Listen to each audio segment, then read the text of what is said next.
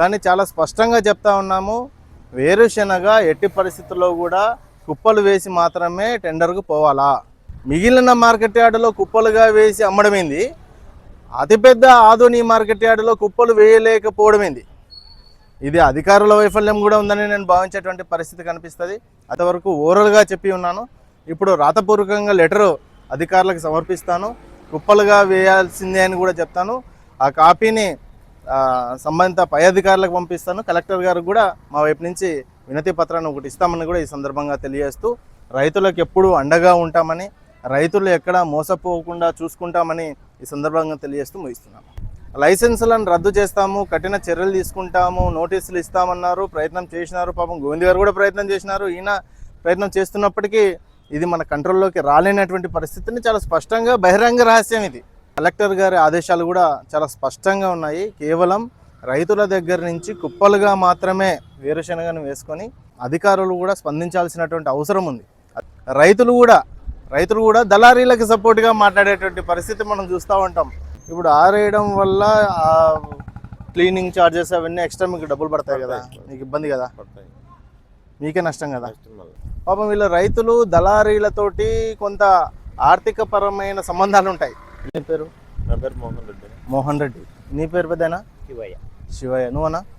ఎక్కడి నుంచి వచ్చినారు మీరు? మాది కొంగనపల్లి, గుండెపల్లి విలేజ్. మీరు? కొంగనపల్లి. మీరు? ఊరుకుంద.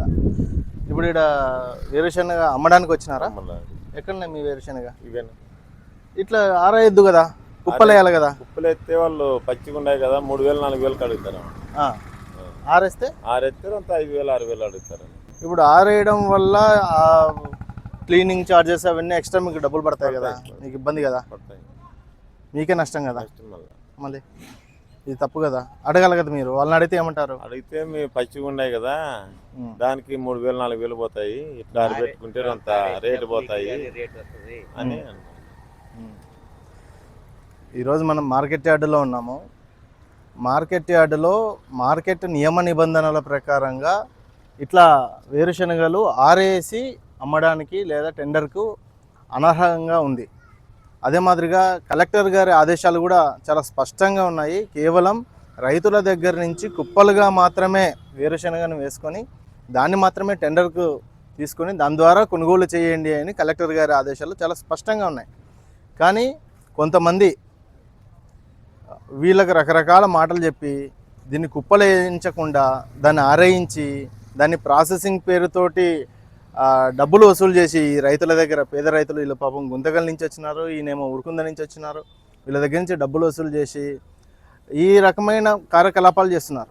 అధికారులు కూడా స్పందించాల్సినటువంటి అవసరం ఉంది. అధికారులకు కూడా పలుమార్లు చెప్పినాము.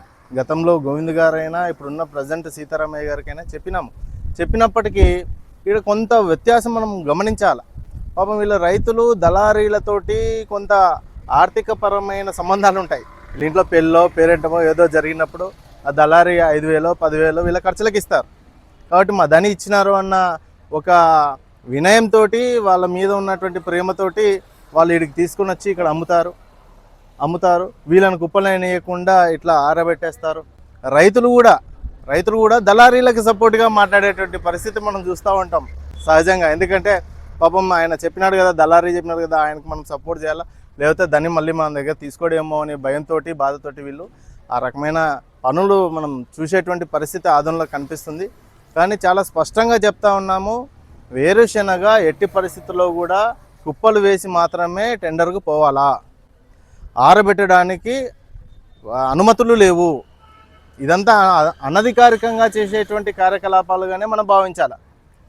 గతంలో గోవింద్ గారైనా సెక్రటరీ, ఇప్పుడున్న సీతారామయ్య గారైనా సెక్రటరీ లైసెన్సులను రద్దు చేస్తాము, కఠిన చర్యలు తీసుకుంటాము, నోటీసులు ఇస్తామన్నారు, ప్రయత్నం చేసినారు. పాపం గోవింద్ గారు కూడా ప్రయత్నం చేసినారు. ఈయన ప్రయత్నం చేస్తున్నప్పటికీ ఇది మన కంట్రోల్లోకి రాలేనటువంటి పరిస్థితిని చాలా స్పష్టంగా బహిరంగ రహస్యం ఇది. అందరికీ తెలిసిన రహస్యమే. మిగిలిన మార్కెట్ యార్డులో కుప్పలుగా వేసి అమ్మడమేంది, అతిపెద్ద ఆధునిక మార్కెట్ యార్డులో కుప్పలు వేయలేకపోవడమేంది.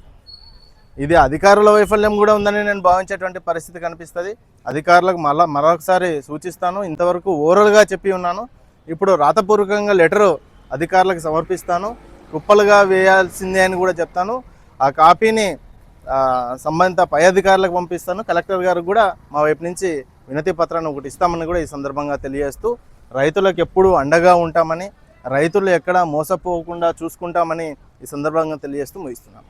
Aduri Vijayakrishna, market yard vice chairman. కష్టమంటే తెలిసినోడురా నిరుపేదరా రైతన్నరా, కడుపు నింపే అన్నం మెతుకురా అన్నదాతరా రైతన్నరా. కష్టమంటే తెలిసినోడురా నిరుపేదరా రైతన్నరా, కడుపు నింపే అన్నం మెతుకురా అన్నదాతరా రైతన్నరా. ఎండనక